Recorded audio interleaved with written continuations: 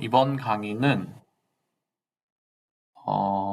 두 파트로 나눌 텐데, 한 파트는 이제 라이브러리에 대한 간략한 소개, 좀 필수적인, 여러분들이 앞으로 만약에 파이썬으로 개발할 때 도움이 될 만한 필수적인 라이브러리를 알려주는 거 하나, 그리고 뒤쪽 파트에서는 기말고사 관련 내용을 조금 설명드리려고 합니다. 참고로 지금 여기서 여기 파트 1 잠시만요. 오늘 두 파트라고 했죠? 앞에 파트 1파트에서는 나오는 거는 기말고사랑 연관이 없고 그냥 여러분들이 알아두었으면 해서 알려드리는 거고요. 이 부분은 기말고사 고표. 뒷파트는 들어두시는 게 좋겠죠? 기말고사에 대해서 범위, 유형들을 말씀드릴 예정입니다. 그래서 기말고사 관련된 내용은 뒤쪽에 있으니까 뒤쪽까지 꼭 들으셨으면 좋겠고, 앞쪽 부분도 기말고사에 나오지 않는다고 해서 안 중요한 거는 아니니까 꼭 들어보았으면 좋겠습니다.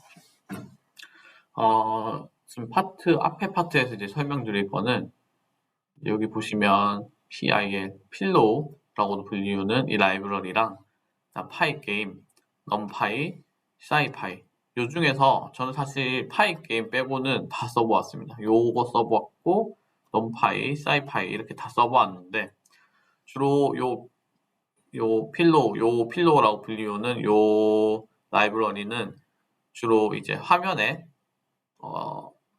그 이미지들을 처리할 때 많이 사용되고요.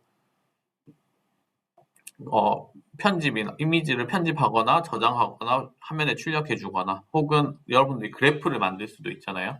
그런 그래프들을 화면에 출력해줘서 이미지로 만들어주는 역할을 주로 담당을 합니다. 뒤쪽에 예제들이 조금 있는데 요 뒤에 있는 이 세 개에 대한 예제가 아니고 요 필로우에 대한 예제가 조금 있으니까 간략하게 제가 보여드릴 거고요. 그 다음에 파이 게임은 이제 파이썬으로 게임을 제작할 때 쓰는 거고, 좀 그래픽에다 그리는 거, 그러니까 캔버스죠. 캔버스에다가 해서 그래픽 그리는 거, 채널 여러 개 두는 거, 그러니까 사운드 할 때 뭐 모노인지 뭐 모노 채널, 그다음 또 뭐 있죠? 스테레오 뭐 이런 식으로 여러 개 사운드 처리하는 것도 있고, 이벤트 처리할 때 좀 편리하게 여러분들이 마우스 클릭했을 때 그 클릭을 어떻게 처리할 건지, 더블 클릭, 그냥 클릭, 꾹 누르고 드래그 하는 거, 뭐 여러 가지 이벤트들이 있는데, 우클릭도 있죠. 뭐 여러 가지 이벤트들을 어떻게 처리할 건지에 대한 것도 좀 간편하게 나오고, 그 다음에 어떤 여러분들이 만든 오브젝트들이 움직일 때 충돌을 했는지 안 했는지 감지하는 거, 뭐 게임에서 사용될 법한 그런 것들을 좀 편리하게 사용할 수 있게끔 만들어져 있는 프레임워크다. 그 다음에 요 두 개가 좀 중요해요. 이 넘파이는 요 사이파이도 마찬가지긴 한데, 사실 넘파이를 좀 더 많이 써봤는데, 저는 사이파이는 뭐 이 파이썬 자체로 어떤 공식이나 어떤 법칙 같은 것들을 확인하고 결과물을 도출하는 거에서 많이 사용되고, 넘파이는 데이터를 다룰 때 많이 사용돼요. 여기 보면 통계, 선형대수, 행렬 계산, 금융 뭐 다 포함해서 사용된다고 되죠. 여러분들이 이번 학기 보통 1학년 2학기 때 선형대수 배울 텐데, 이 선형대수조차도 넘파이로 활용해서 사용할 수가 있습니다. 근데 요 선형대수를 사용한다는 말은 또 어떤 의미를 가지냐면, 여러분들이 나중에 배울 인공지능에서 데이터를 다룰 때 넘파이를 엄청 많이 다룹니다. 대부분 넘파이 기반으로 돌아간다고 보시면 되고요. 그래서 넘파이, 사이파이, 필로우, 파이게임 등 여기서 지금 4개를 알려주고 있는데, 이거보다 훨씬 더 많겠죠. 더 많은데 여기서 이제 이렇게 4개를 찝었다는 거는 실제로 파이썬에서 가장 많이 사용된다는 뜻이고요. 저는 사실은 파이게임은 잘 모르겠지만, 제가 안 써봐서 잘 모르는 거지 이게 안 중요하다는 뜻은 아닙니다. 필로우라든지 넘파이, 사이파이는 정말 제가 오픈소스로 봤던 코드들에 대부분 다 들어가 있고, 저도 실제로 많이 썼던 겁니다. 그래서 여러분들이 나중에 실무에 나가도 사용을 많이 할 수 있는 라이브러리라는 걸 알고, 뭐 우선 지금 당장 쓸 일이 없더라도 알아두는 게 좋으니까 이 장에서는 지금 이렇게 이런 것들이 있다 하고 이해하시면 됩니다. 네, 이렇게 이미지로 한번 확인해 볼 텐데요. 아까 앞에 봤던 4개 말고도 더 많은 라이브러리가 있다고 했죠. 그 중에 여기 넌파이는 한 번 더 중복돼서 나와 있고, 파이게임도 중복돼서 나와 있고, 이것도 빼고, 플롯 라이브러리 있고요. 그러니까 데이터를 비주얼라이제이션, 시각화할 때, 여기 그래프 보이죠? 여러 가지 그래프 형태들을 제공해주고 있습니다. 만약에 여러분들이 데이터를 가지고 있다면 그 데이터를 활용해서 이렇게 그래프로 표현할 때 엑셀로 표현하기 어려운 것들도 있거든요. 그런 것들을 보통 이제 파이썬을 이용해 갖고 좀 엑셀로 표현하지 못하는 방식들을 프로그램으로 표현하기도 합니다. 그리고 NLTK는 여기 NL이 Natural Language라는 뜻이에요. 그래서 Natural Language, 그러니까 NLP, 여기 Natural Language Processing 있죠. NLTK가 이제 그 자연어 처리에 자주 사용이 됩니다. 주로 안에 있는 내용들을 보면 NLTK에서 해주는 것들이 형태소 분석이라든지 원형을 찾아준다든지 이 동사의 원형을 찾아준다든지 혹은 문장에서 동사들을 뽑아낸다든지 명사들을 찾아낸다든지 여러 가지 내가 분석하고 싶을 때 어떤 데이터를 처리해야 될 수도 있죠. 언어들을 그때 사용되는 게 NLTK이다. 그 다음에 Thinker, GUI를 좀 쉽게 사용할 수 있게끔 도와준다. 제가 생각할 때 파워풀하다고는 하진 못하겠는데 여러분들이 빠르게 뭔가 GUI로 만들고 싶을 때 Thinker 쓰면 좀 효율은 좋은 것 같습니다. 그 다음 웹 프레임워크라고 해서 장고도 있고, 그러니까 웹 서버를 구축하고 어떤 서비스를 제공할 때 빠르게 도움을 줄 수 있는 라이브러리고요. 바이오 파이썬은 제가 안 써봐서 모르겠는데 이게 생물학 쪽에서 많이 쓰는 것 같아요. 요 표시 보니까. 저도 이건 명확하진 않는데 혹시 여러분들이 생물학 쪽 데이터를 가지고 있고 그런 것들 분석하고 이미지를 뽑아낼 때 사용되는 것 같습니다. 이 부분은. 앞에서 봤던 라이브러리들이 내장되어 있지 않습니다. 그러니까 내장되어 있지 않다는 뜻은 무슨 뜻이냐면 우리가 앞서 사용했던 라이브러리들이 조금 있는데요. 피클이라든지 혹은 OS라든지 임포트해서 쓸 때 그러니까 제가 라이브러리 외부 거를 사용할 때 임포트를 써야 된다고 했죠. 그 임포트를 해서 썼던 임포트를 해서 썼던 라이브러리들이 몇 개 있는데 그거는 기본적으로 파이썬이 가지고 있는 내장 함수들입니다. 그러니까 따로 설치를 안 해도 된다는 뜻이고요. 저희가 임의로 설치 따로 하진 않았었는데 바로 그냥 임포트해서 썼었죠. 근데 만약에 필로우 앞에서 봤던 이게 필로우를 사용하려면 바로 임포트해서 쓰면 없다고 뜹니다. 모듈이 없다고. 그 모듈명 잘못 썼을 때 모듈이 없다라고 하면서 에러 나는 거 보셨죠? 그것처럼 임포트를 하면 필로우 같은 경우는 없습니다. 그래서 파이썬 패키지를 따로 설치를 해줘야 됩니다. 왜 모든 패키지가 파이썬에 기본적으로 설치되어 있지 않냐면 각 패키지들이 꽤 무겁습니다. 그래서 그 패키지들을 사용할 때마다 따로 이제 설치를 하고 사용하는 경우가 많고요. 실제로 아나콘다나 어떤 그 파이썬 라이브러리를 관리해주는 그런 툴들이 있는데 가상의 공간을 그런 것들 보면 크리에이트해서 공간을 만들 수 있는데요. 버추어한 가상의 작업 환경을 만들고 그 환경에 들어가게 되면 여러 개의 리스트가 있을 수 있거든요. 이 환경에 들어가면 라이브러리들이 100개가 있고 이 환경에 들어가면 라이브러리들이 3개만 있고 이 환경에 들어가면 50개가 있고 이 라이브러리들이 이 환경에 맞게끔 설치가 되어 있어요.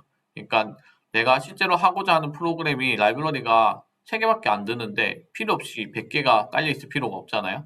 그리고 그 환경을 나중에 그 파일을 만들 때, 그러니까 프로그램 파일을 만들 때 그 라이브러리들이 같이 포함이 돼야 되는데 실제로 사용도 안 하는 라이브러리들이 100개가 그 3개밖에 안 되는 프로그램에 다 들어갈 필요가 없겠죠. 그래서 그게 맞게끔 가상 환경을 만들어서 도와주는 아나콘다라는 프로그램도 있고, 그래서 그런 것들을 제가 설명드리는 이유가 뭐냐면 라이브러리는 무수하게 많고 계속 지금도 생성되고 없어지고를 반복하고 있는데 없어지는 경우는 뭐 사용자가 많이 사용 안 하거나 제대로 안 만들어진 경우일 거고, 계속 생성되거나 업데이트 되는 것들은 사용자들이 필요로 하거나 필요한 기능들이 더 많아져서 업데이트를 하겠죠. 그런 것들을 필요에 따라서 설치하고 삭제하고 내가 원하는 공간에다가 가상으로 만들기도 하고 이렇게 사용됩니다. 그러면 그렇게 이제 필요할 때 설치하려면 필요한 것들이 있는데 파이썬 도구 중에 PIP라고 있습니다. 여기 보이죠? PIP. 그래서 이 PIP가 보시면 지금 이 파이썬의 패키지를 설치할 때 사용되는 도구고요. PIP라고 하면 PIP가 설치되어 있으면 이렇게, 그러니까 일반적으로 뭐 일반 커맨드 창에서 치면 잘 안 될 수가 있는데, 여러분 git bash나 혹은 파이썬 그 아이들 들어가면 실행 파일 있잖아요. 그 아이들 코드 치는 거기서 PIP 치면 이렇게 뜹니다. 그래서 PIP 쳐가지고 그냥 PIP만 치면 PIP 사용 방법에 대해서 알려주고요. 다음 화면에 가서 PIP install 그 라이브러리 명을 이렇게 필로우를 쳐주면 여기서 필로우를 다운받아서 이 부분 다운로딩해서 필로우해서 최신 버전을 받겠다. 윈도우에서 실행하면 윈도우 버전이 뜨고, 만약에 여러분들이 뭐 리눅스나 다른 데서 하면 리눅스 버전을 다운받게 되게 되어 있습니다. 그래서 100% 다운로드 다 받고 나면 패키지 인스톨링하고 successfully 인스톨도 되었다고 하면 이제 사용할 수 있다고 뜹니다. 이렇게 available 버전이 이 버전을 사용할 수가 있다. 그래서 뭐 이런 식으로 만약에 너가 나중에 업그레이드 하고 싶으면 이렇게 업그레이드 PIP에서 사용될 수 있고, 지금 현재 요 과정까지 하고 나서 이제 여기서 파이썬 실행할 때 임포트 필로우를 하면 여러분들이 필로우 라이브러리를 사용할 수가 있습니다. 라이브러리 이번에 설치한 거는 실습은 따로 안 하고 이렇게 판서로 간략하게 설명만 하고 넘어갈게요.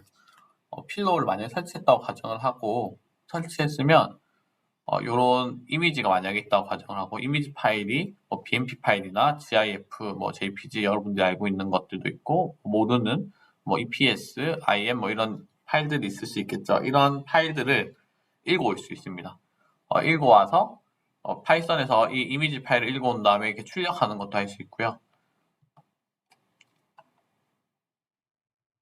네, 여기서 만약에 코드로 이런 식으로 임포트 해가지고 이미지 받아오고 띵커까지 들고 와서 화면에 이제 윈도우 만들어서 출력할 수 있고, 이렇게 들고 온 것들을 캔버스에 몇 바이 몇으로 만든 다음에 이미지 오픈하고 이미지를 화면에 출력해서 뭐 이렇게 출력한다. 이 내용이 그렇게 뭐 힘든 사용 방법만 알면 누구나 할 수 있는 그런 내용입니다. 그래서 이 내용이 이미지를 이제 들고 온 내용인 거고요.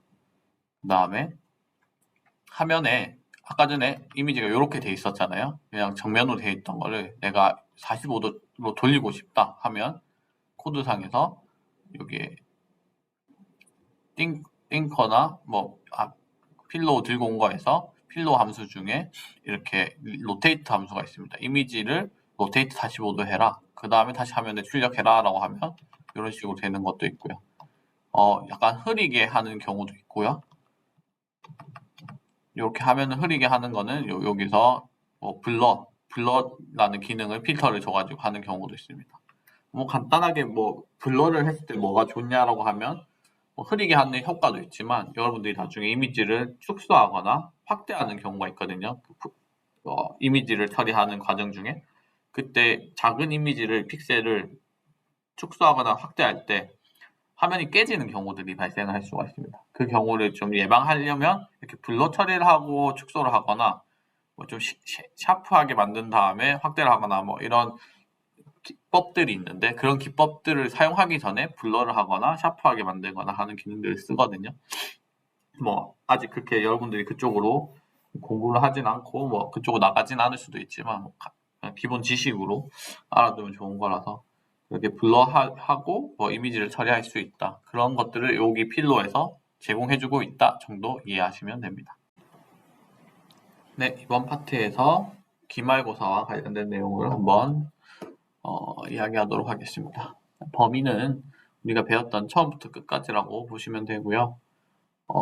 이번에 배웠던 제일 마지막에 배웠던 다양한 라이브러리 내용은 내지 않을 거고 Git 관련된 내용도 시험에는 내지 않을 예정입니다. 그러니까 공부하실 때 참고하시면 될 것 같고요.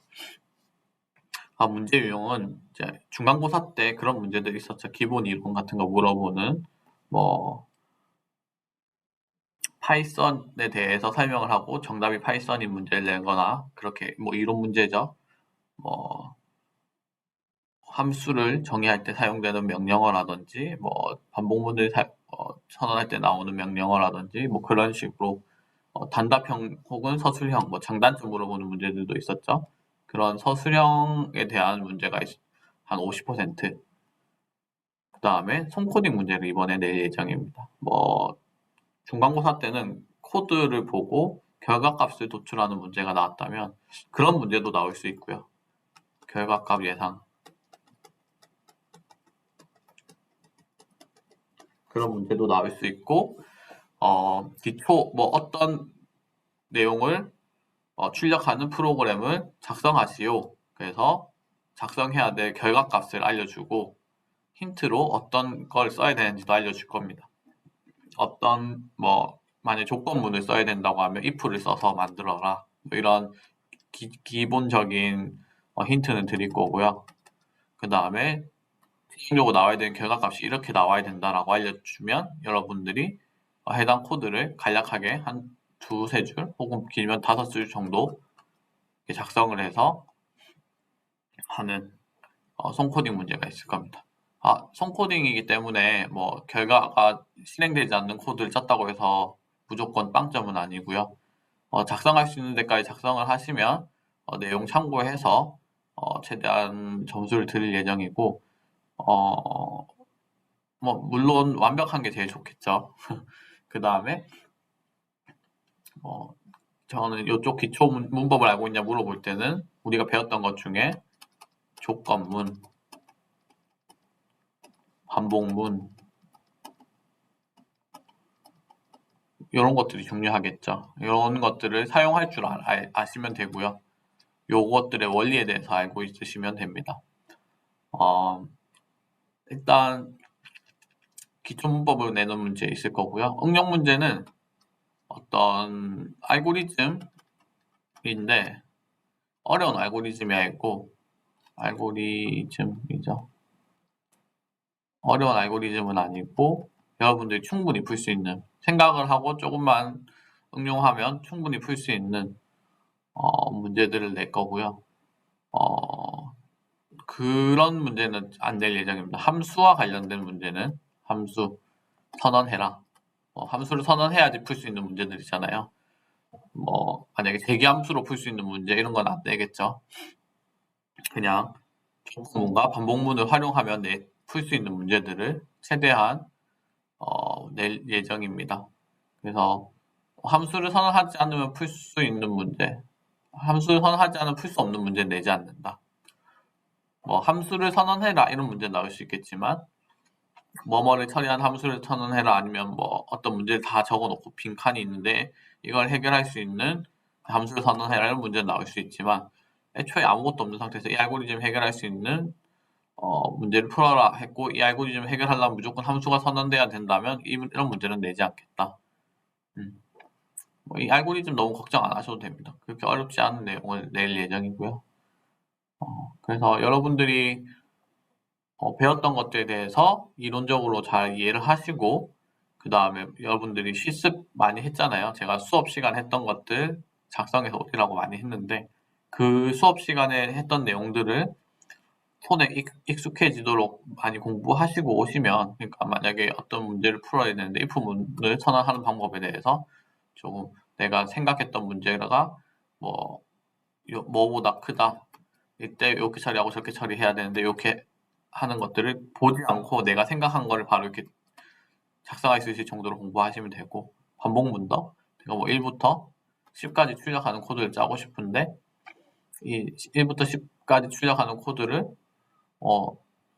책이나 이런 걸 보지 않고 바로 for i in range 해서 뭐 프린트 i 이렇게 출력한다든지 뭐 i 할 때 플러스 1을 써줘야 된다든지 뭐 이런 것들 알죠? 어떻게 여기 0부터 시작한다는 거 뭐 이런 것들도 좀 명확하게 인지를 하고 그 다음에 스스로 혼자서 풀 수 있을 정도로 숙달해서 오시면 좋을 것 같습니다. 뭐 기본 문법 알고 있는 거에 대해서는 뭐 조건문, 반복문 정도가 나올 것 같고 뭐 플러스 알파도 더 나올 수도 있는데 뭐 딱히 뭐 더 있을 것 같지는 않습니다. 알고리즘 너무 걱정하시지 마시고 조건문, 반복문을 잘 만들 수 있고 혼자서 작성할 수 있고 조금 문제에 대해서 이해를 해서 풀 수 있는 능력만 가진다면 누구나 풀 수 있는 그런 알고리즘 문제를 낼 예정입니다. 그래서 뭐 그렇게 내용이 우리가 배웠던 게 한 학기 동안 배웠던 게 그렇게 많다고 저는 생각하지 않기 때문에 충분히 공부하는데 문제 없을 것 같고요. 뭐 변수 선언하고 이런 거는 당연히 너무 쉽겠죠, 여러분들한테는. 그래서 그런 문제는 내 생각이 없고 최대한 여러분들이 이번 학기 때 배웠던 것들을 내가 잘 알고 있는지 확인하는 시간이다라고 생각하고 조금 하시면 좋을 것 같아요. 네. 이 수업을 마지막으로 제가 여러분들께 조금 해드리고 싶은 말이 있어서 영상 마지막 부분에 조금 추가해 보았습니다. 두 가지를 말하고 싶은데요. 우리가 이번 학기 때 배운 게 프로그래밍 기초잖아요. 그래서 파이썬에 대해서 배웠습니다. 그리고 이 과목을 듣고 나서 시험까지 이제 기말고사까지 치고 나면 어떤 학점이 나오겠죠. A부터 F까지가 있을 텐데 이제 전공 능력에 대해서도 한 가지 말씀드리고 싶은 게 있고 학점에 대해서도 좀 말씀드리고 싶은 게 있습니다. 우선 전공에 관련해서 먼저 말씀드리면 사실 우리 전공에서는 언어가 되게 많잖아요. C도 있고 C++도 있고 뭐 자바도 있고 뭐 C샵도 있겠죠. 그 다음에 웹 언어들도 있습니다. 웹에는 뭐 자바스크립트라든지 뭐 PHP, 뭐 노드 뭐 다양하게 많은데 그리고 우리가 배웠던 파이썬도 있고 근데 제가 학부 때는 제 기준으로 말씀드리니까 뭐 참고하시고 이게 100% 정답은 아닙니다. 저는 1학년 때 C 배웠고 2학년 때 C++ 배웠고 3학년 때 자바로 했고 4학년 때 C샵으로 했습니다. 그리고 각각 언어들로 프로젝트들을 다 수행을 해보았어요. 그리고 웹 언어로는 PHP를 써봤고요. 근데 이게 막상 이걸 많이 했다고 해서 이 각각 언어를 잘하느냐? 그렇지는 않습니다. 저는 제가 주로 쓰는 언어는 자바와 파이썬이거든요. 그리고 파이썬 같은 경우는 배워본 적도 없어요. 근데 배우지도 않았던 파이썬을 저는 그래도 꽤 하는 편이거든요. 그 이유는 제가 각 언어들을 배울 때 그냥 언어만 배운 게 아니고 이 언어의 특징들에 대해서 배운 거죠. C를 배울 때는 기초를 배울 때 배웠던 거고 C++로는 객체 지향에 대해서 배울 때 C++로 배웠습니다. 자바를 배울 때는 GUI 프로그래밍 관련된 수업을 들을 때 C샵도 GUI 관련된 프로그래밍 수업 들을 때 PHP는 웹 관련된 언어를 배울 때 그때그때 필요한 언어들을 배웠었는데 사실 처음 C 언어를 제가 좀 열심히 공부했거든요. 프로그래밍 기초를 할 때. 그랬더니 그 다음 배운 언어들은 사실 배운다기보다는 그냥 알아가는 과정이었습니다. 그냥 이미 프로그래밍에 대한 조건문, 반복문 전 이 두 개가 사실은 꽤 크게 중요하다고 보거든요. 이 두 개만 잘 해도 여러분들이 앞으로 다른 언어 배울 때 그렇게 어렵지 않아서 하나의 언어를 잘하는 게 저는 중요하다고 좀 생각을 합니다. 그래서 뭐 어떤 언어가 중요하냐 그때 뭐 선택을 해라고 하면 딱히 그렇게 딱 말할 수 있는 언어는 없고요. 뭐 대중적으로 많이 사용하니까 파이썬도 괜찮을 수도 있고 회사에서 많이 쓰는 자바나 뭐 서버 쪽에서 많이 쓰는 C나 C++도 좋을 수도 있는데 우리가 지금부터 미래를 정할 수는 없잖아요. 그리고 내가 백엔드를 하고 싶다고 해서 백엔드 회사에 들어갈 수 있다는 보장도 없고 프론트엔드를 하고 싶다고 해서 프론트엔드 쪽으로 갈 수 있다는 보장도 없습니다. 그래서 조금 열린 마음으로 여러 가지 배우는 건 좋은 것 같고 그 다음에 대신에 뭐 너무 많은 언어를 알아야 된다. 난 다 알고 싶어. 이렇게 할 필요는 없다. 대신에 뭐 배움의 기회가 있으면 배워두는 건 좋고 자기 메인 주력인 언어는 하나는 들고 있어야 된다. 그걸 좀 말해드리고 싶었어요. 그래서 사실 다른 언어도 배워도 다 결국에는 조건문과 반복문의 반복이기 때문에 그렇게 어렵진 않을 겁니다. 여러분들이 그 이번 학기 때 배운 이 프로그래밍 기초를 기준으로 요 파이썬을 잘 다룰 줄 안다면 앞으로 2, 3, 4학년 때 들을 과목들이 그렇게 어렵지 않을 거라고 믿고 있습니다. 그리고 학점은 이건 꼭 말해드리고 싶은데 이번 학기에나 뭐 1학년 1학기 때도 이미 여러분들이 학점을 한번 받아봤을 거고 지금 1학년 2학기가 돼서 이번에 또 학점을 받을 텐데요. 사실 지금 잘 받아도 좋죠. 당연히 좋은데 이번 학기에 좀 못 받았다고 해도 그렇게 실망할 필요는 없습니다. 제가 알고 있는 분들도 1학년 때 좀 못하더라도 2, 3, 4학년 때 좀 열심히 해서 학점을 다 채워 넣는 것들을 많이 보았거든요. 그래서 꼭 4.5, 올해입부를 받아서 4.5를 받아야 잘하는 거냐라고 했을 때 저는 그건 아니라고 봐요. 실제로 학점은 잘 관리했는데 전공 능력이 좀 떨어지는 사람들도 있거든요.